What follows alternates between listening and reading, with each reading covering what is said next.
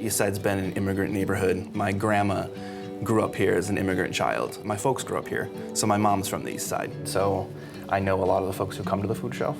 It is gratifying to serve the community in such a simple way. The food shelf mostly operates like an independent grocery store that just happens to be free for the community.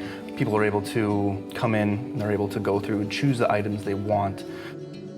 On a typical day at Merrick, we'd anticipate serving around 50 households, which is a significant amount of people, so about 200 families a week.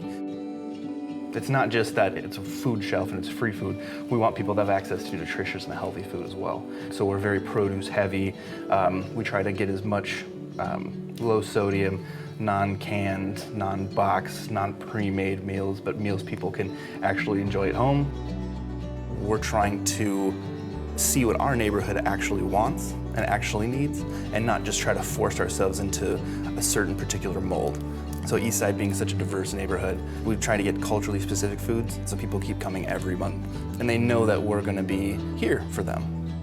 All of the new challenges we're facing with COVID-19, we've had to dramatically change how we do service. So we've moved to a curbside pickup model. We're trying to give our participants as much choice as possible, with also trying to enforce social distancing and limiting social contact. And even volunteers. I mean, not being able to have that many folks around, so there's less people doing the work, but the work is still necessary, it still needs to be done.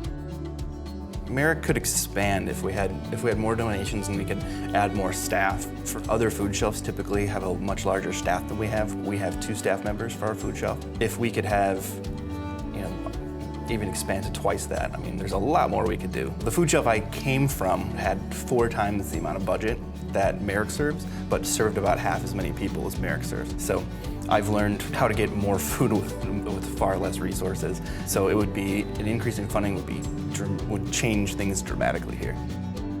Food brings people together in a way that very few things can, and it will never stop being an important part of any sort of family life, especially when we get back to a little bit more normal life and kind of people back together again.